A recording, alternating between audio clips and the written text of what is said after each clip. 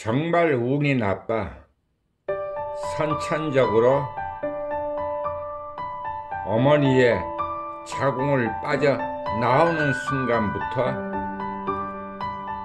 눈이, 시력이 나쁜 사람도 덜어는 있을 것입니다. 정말 그런 사람은 운이 나빠도 너무 나쁜 경우에 해당할 것입니다. 지금 나그네가 안경을 끼지 않았는데요. 안경이란 사물,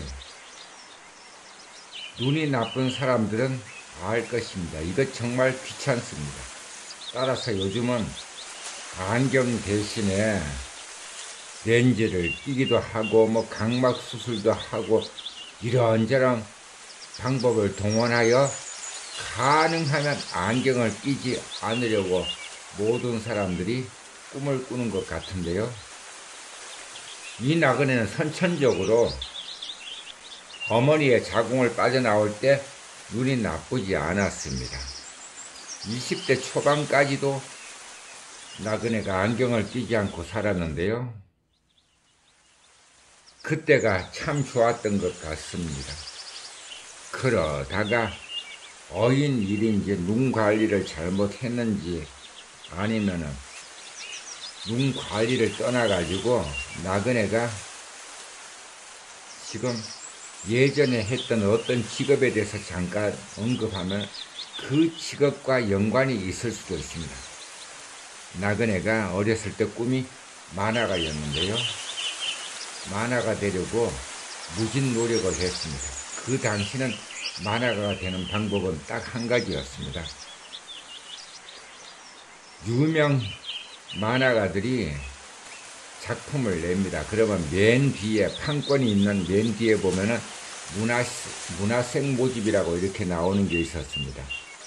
그걸 보고 나그네가 응시해서 이 작가 저 작가한테 어떤 작가는 그 작가의 그림이 마음에 들지 않으면서도 그냥 문화생으로 들어가서 어떻게 수련을 쌓아서 나중에 독립해서 만화가가 되고 싶어 그런 마음으로 모든 만화가들이 문화생 모집한다 그러면 나그네가 무조건 그 작가의 작품을 보고서 몇 컷 그려서 보내곤 했습니다. 그러던 어느 날이었습니다. 무조건 올라오라는 어느 만화가의 친절한 손편지가 나그네 손에 들어왔는데 그때가 나그네가 중학교 졸업하고 막 이렇게 할 일 없이 지냈던 때였던 것 같습니다. 무작정 올라갔습니다. 그때 나그네가 워낙 나이가 어리다 보니까 그때 나그네를 보호하려고 노파심에 따라 나선 고마운 분이 있었는데요. 바로 나그네의 큰 고모의 남편 대신 큰 고모부였습니다. 큰 고모부와 밤 기차를 타고 그 기차는 완행열차였습니다. 아마 부산 진에서 청량리까지 운행하는 중앙선 열차였던 것 같은데요. 영천역에서 우리는 밤기차를 탔습니다. 그리고 서울을 지나쳐 고향의 어느 곳으로 갔습니다. 고향. 서울을 지나쳐야 됩니다. 서울보다 북쪽입니다. 거기에 찾아갔을 때 나그네는 솔직히 실망했는데요. 만화가들이 다 잘 사는지 알았습니다. 그러기에 나그네도 만화가가 되어 그것도 나그네가 가진 재주는 그림밖에 없었으므로 만화가가 되어 한번 가난한 집에서 태어난 그 어떤 뿌리를 뽑아버리려고 했던 것 같은데요. 큰 고모부의 도움을 받고 찾아간 그 고향의 어느 만화가 집에 도착했을 때 나그네는 솔직히 실망했습니다. 그 작가는요, 서울도 아닌 고향에서 어느 그냥 농가에 이렇게 집도 아니고요. 독채도 아니고 방을 빌려 사는 처지였습니다. 그때 나그네는 나그네를 보호하려고 따라 나선 고모부와 함께 그 길로 되돌아 고향 영천으로 돌아가고 두 번 다시 만화가의 꿈을 갖지 않을까 하는 생각에서 잠시 망설였습니다. 하지만 이런 기회는 두 번 다시 오지 않을 것이란 판단에서 고모부를 먼저 돌려보내고 나그네가 그 집에 묵었는데요. 만화가, 그 당시에 그 만화가는 제가 존경하는 만화가가 아니었습니다. 아까 말했잖아요. 나그네가 만화가가 되고 싶어서 문화생 모집한다는 어느 만화가의 작품은 무조건 그 작품을 보고서는 주인공 몇 컷 그려보내곤 했습니다. 그랬더니 그 만화가가 나그네가 그린 그림이 마음에 들었는지 이렇게 올라오라고 했고 영천에서 고향으로 올라갔습니다. 올라갔을 때 그 만화가가 사는 환경은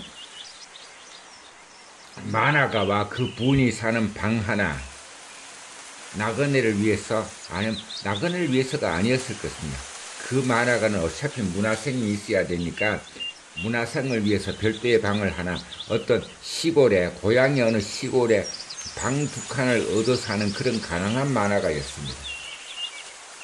거기서 나그네가 한 2달 지냈습니다. 2달 지내고서 나그네는 생각이 좀 빠른데요.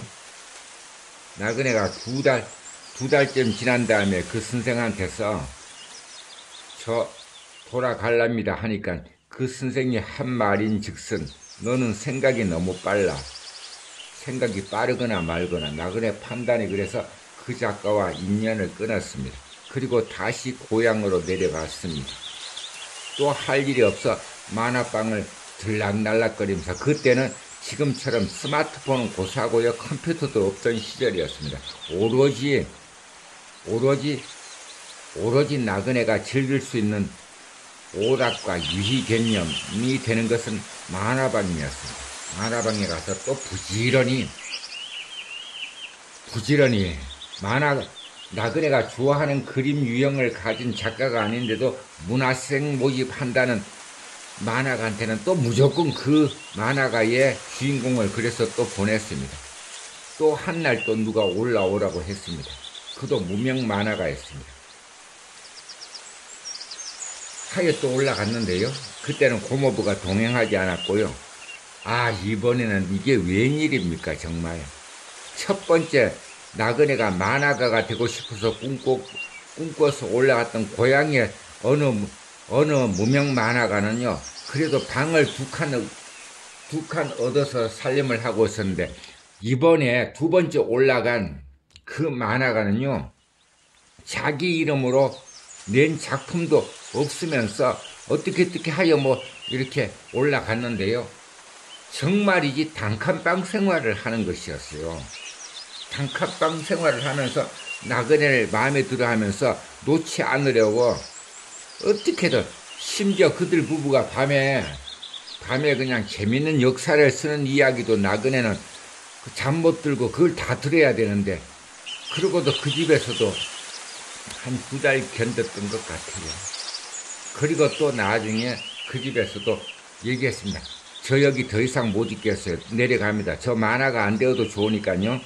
만화가 되어서 이렇게 가난하게 살 바에는 차라리 내가 공장에 들어가서 이렇게 공도리가 되어서 다른 방법을 알아보겠습니다 하고 또 고향으로 내려갔어요.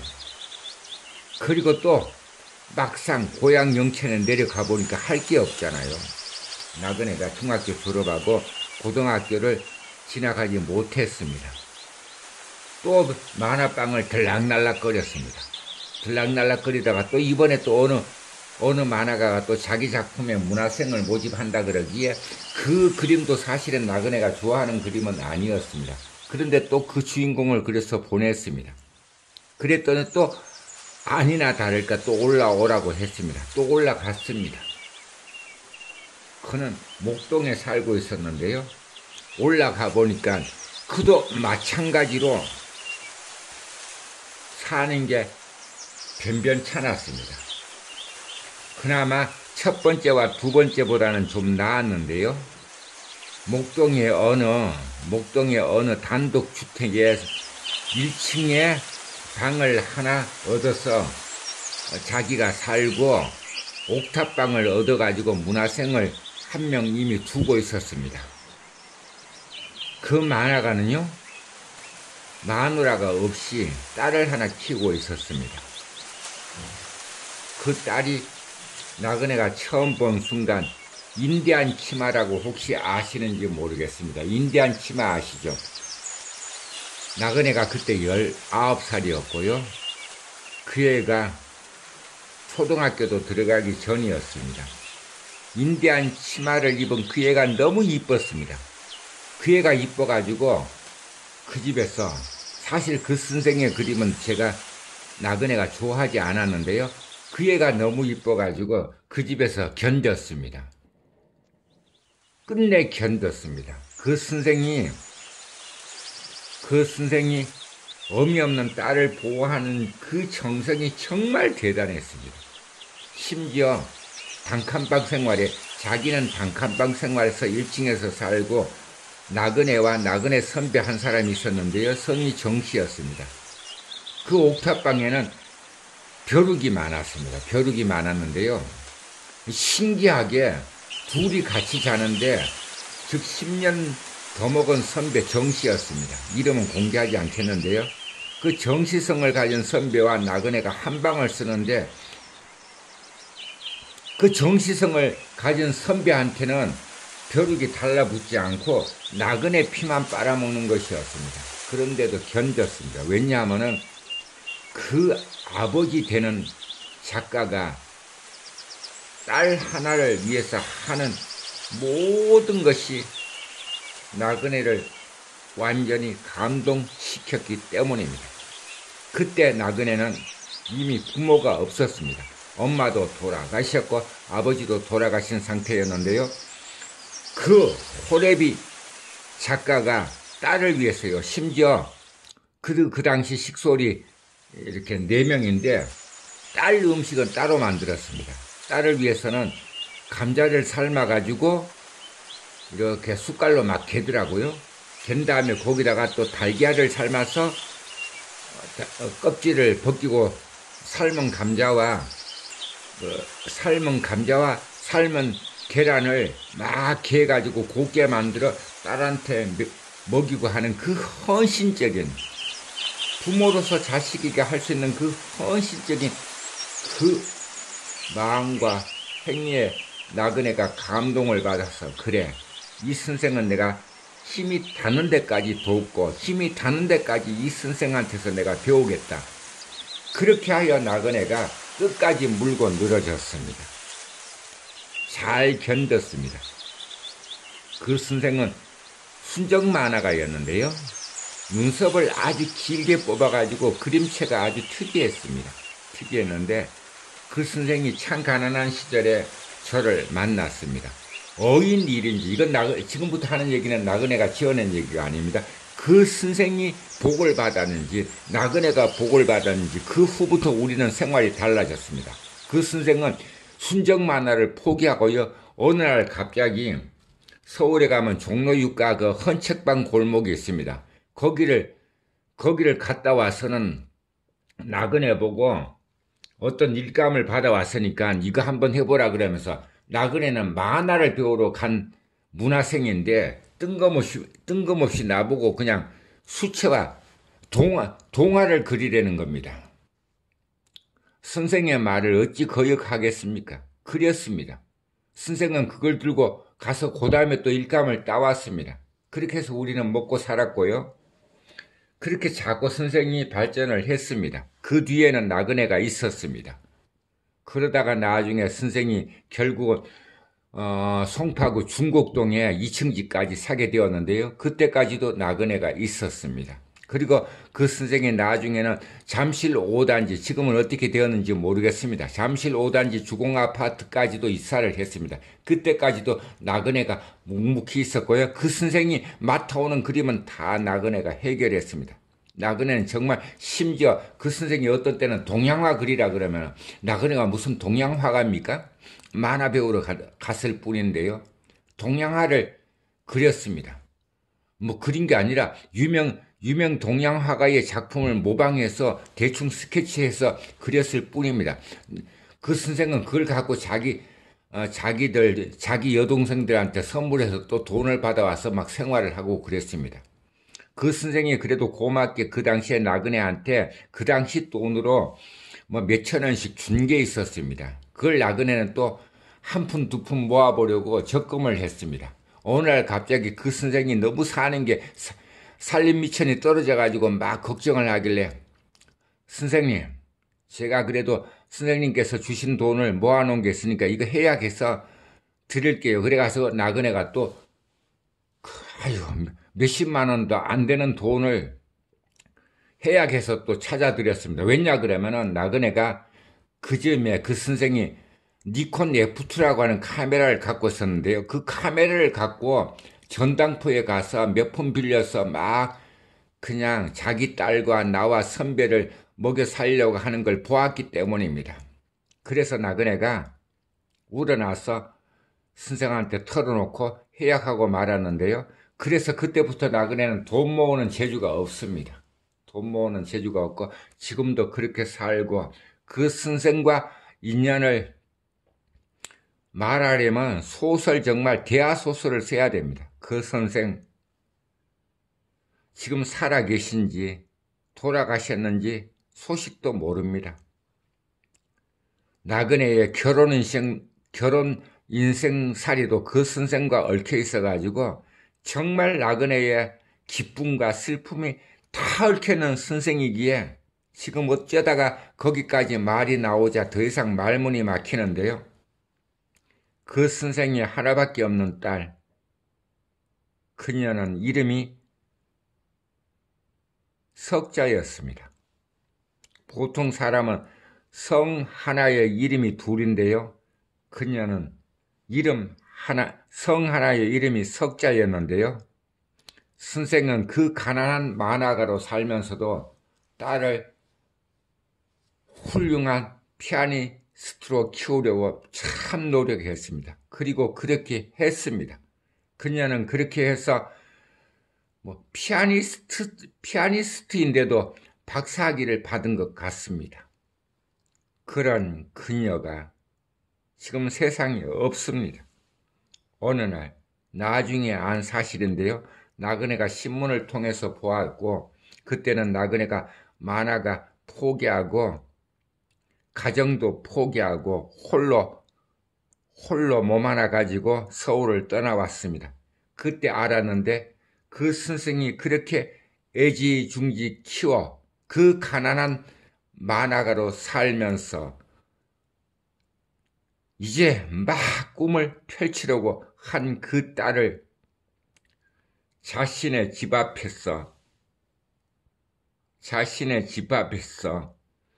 어떤 미친놈의 손에 목 잘려 죽었다는 것이었습니다.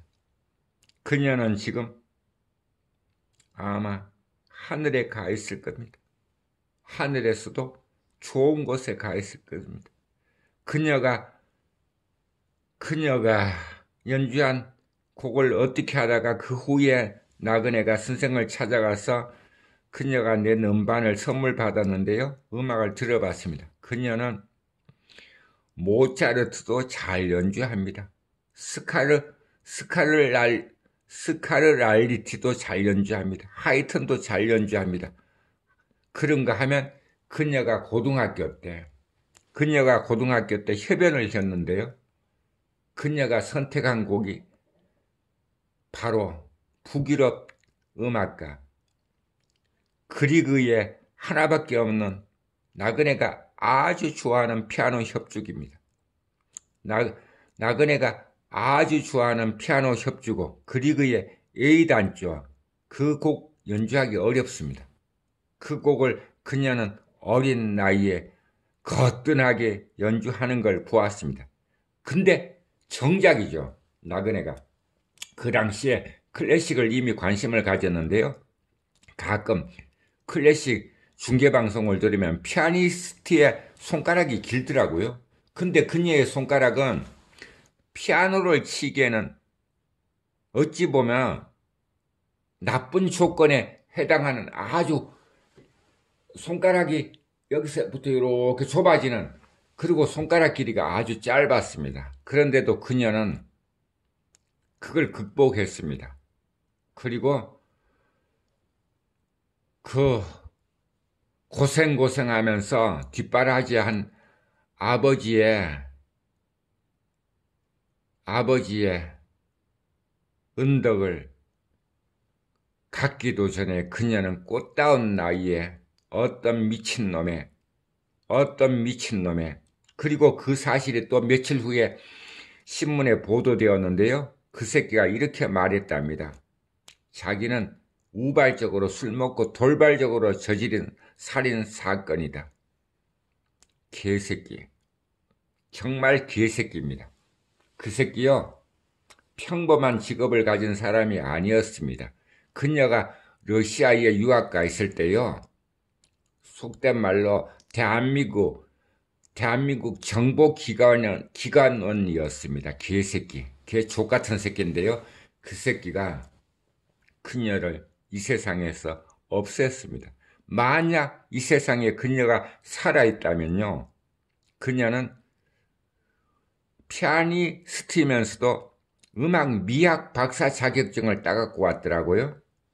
그녀가 살아있다면 어쩌면 대한민국 음악사에서, 특히 피아노 음악사에서 판도가 바뀌어졌을 수도 있습니다. 왜냐하면 그녀가 귀국하고서 바로 한국, 서울에서도 대한민국에서 제일 유명한 한국 어딥니까? 서초동에 있는 그 예술학교에 강사로 일했으니까요. 그때 당했던 일입니다. 참 안타깝고요. 이건 정말 말하지 않아야 되는데, 오늘 나그네가 5월 첫날, 봄비 오는 5월 첫날 그녀를 생각했습니다. 그녀를 만날 때 나그네가 19살이었고요. 그녀는 초등학교도 들어가지 않았습니다. 우리는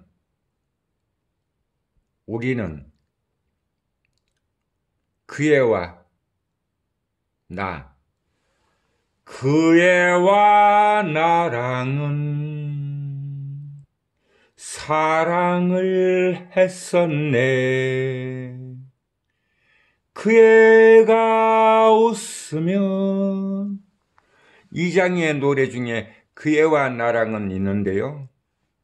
참 좋아합니다. 그애를 알고부터 그 노래를 좋아했던 것 같습니다. 그애의 이름은 말할 수 없다네. 그애가 웃으면 그애가 보고 싶습니다.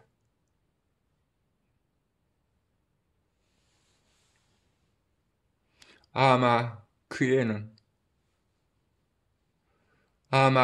지금 천상에서도 모차르트, 그애는 음악이 아주 다양하게 추구했습니다. 아무것도 모르던 고등학교에서는 그리그의 피아노 협주곡을 연주해서 세상을 놀라게 했고요. 그 후에 그녀가 이 세상에 낸 단 하나밖에 없는 음반, 그 음반의 사연은 그의 아버지한테 들었는데, 그의 아버지가 그애가 죽고 나서 그애가 연주한 곡을 사비를 들여서 만들었답니다. 그 음반을 나그네가 다 들어봤는데요. 거기에는 심지어 그애가 그리그 연주는 하지 않았습니다. 모차르트, 스칼라트, 베베른, 현대음악까지 두루 섭렵한 음반을 아직도 갖고 있는데, 오늘은 그애가 많이 보고 싶습니다. 그애와 나랑은 사랑을 했었네. 그 애가 웃으면 이만하겠습니다.